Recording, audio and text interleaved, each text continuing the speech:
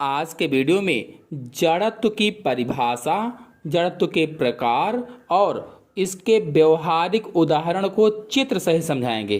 तो चलिए शुरू करते हैं। सबसे पहले जड़त्व किसे कहते हैं ये जान लेते हैं।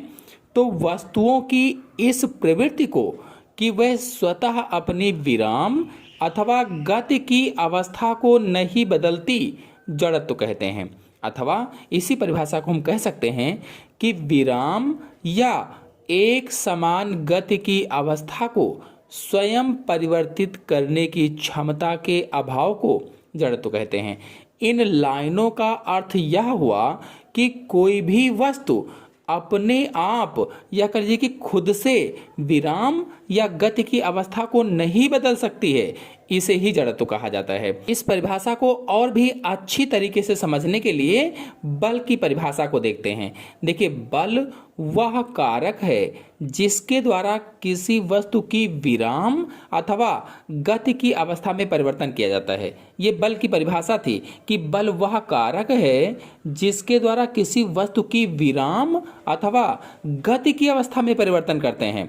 बल की इस परिभाषा से निष्कर्ष निकलता है कि यदि बल ना लगाया जाए तो विरामावस्था में स्थित वस्तु विरामावस्था में ही रहेगी। यानी अगर कोई वस्तु रुकी हुई है तो वो रुकी हुई ही रहेगी और गतिमान वस्तु एक समान चाल से एक ही दिशा में गति करती रहेगी। मतलब बल न लगाएं तो एक समान चाल से एक ही दिशा में गति करती रहेगी।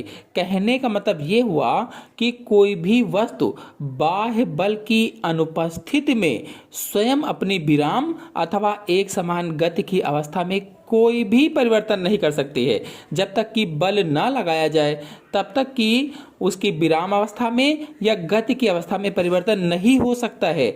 वस्तुओं की इसी प्रवृत्ति को जड़त्व कहा जाता है। अब आपको जड़त्व की परिभाषा अच्छे से समझ में आ गई होगी। चलिए जड़त्व के प्रकारों को समझा देते हैं। तो देखिए, जड़त्व दो प्रकार के होते हैं। पहला विराम जड़त्व और दूसरा गति का जड़त्व। पहले विराम जड़त्व को समझते हैं। यदि कोई वस्तु विराम अवस्था में है तो वह विराम में ही रहेगी जब तक कि उस पर कोई बाह्य बल न लगाया जाए। भाई, कोई भी वस्तु है यदि विराम अवस्था में बनी हुई है तो वो विराम अवस्था में ही रहेगी जब तक कि उस पर कोई बाह्य बल न लगाएं या उसको धक्का न दें।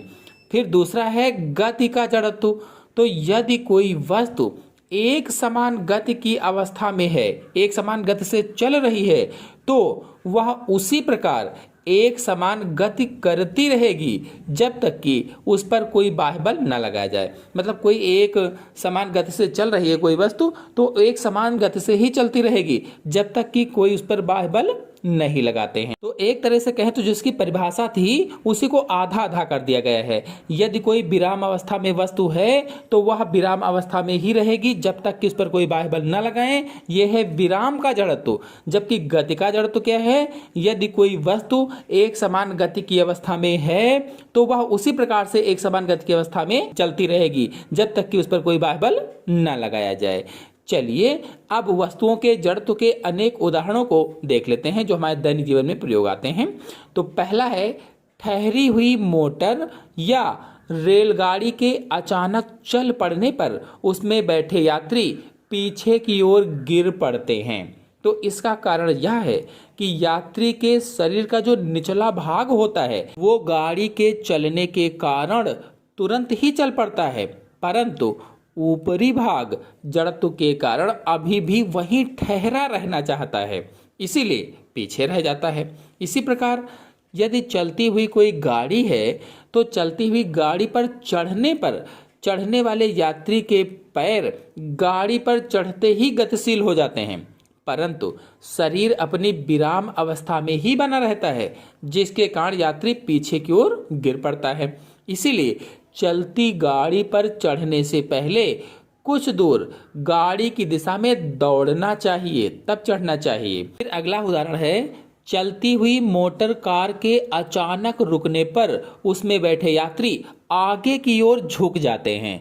तो मोटर कार के रुकने पर उसका फर्श तथा उस पर टिके यात्रियों के पैर तुरंत ठहर जाते हैं, लेकिन शरीर का शेष भाग जड़त्व के कारण अभी भी गतिशील रहता है। इसीलिए यात्री आगे की ओर झुक जाते हैं। यही कारण है कि तेज दौड़ता हुआ घोड़ा जब यकायक रुक जाता है तो उस पर बैठा हुआ सवार आगे की ओर गिर जाता है। इसी प्रकार जब कोई यात्री जल्दी में चलती हुई गाड़ी से उतरता है तो वो आगे की ओर गिर जाता है। उसके पैर पृथ्वी को छूते ही विरामावस्था में आ जाते हैं, परंतु शरीर का ऊपरी भाग उसी वेग से चलते रहने का प्रयत्न करता है, अतः वह गाड़ी के चलने की दिशा में ही गिर पड़ता है। इसीलिए चलती गाड़ी से उतरते समय या उतरने पर थोड़ी दूर गाड़ी के साथ दौड़ना चाहिए। ऐसा करके यात्री अपनी मांसपेशियों द्वारा उपयुक्त बल लगाकर पूरे शरीर को एक साथ रोक लेते हैं। यदि हम किसी गाड़ी में बैठे हैं और गाड़ी अचानक दाईं ओर मुड़ जाती है तो हमारे पैर गाड़ी के साथ दाईं ओर दिशा में मुड़ जाते हैं या उसी वेग में ले जाते हैं, परंतु शरीर का ऊपरी भाग अभी भी पहली दिशा में ही गतिमान रहता है, अतः हमारा शरीर विपरीत दिशा में झुक जाता है। इस प्रकार से आज के वीडियो में मैंने जड़त्व की परिभाषा, उसके प्रकार और कुछ व्यवहारिक उदाहरण बताए। आशा है आपको समझ में आए होंगे। धन्यवाद।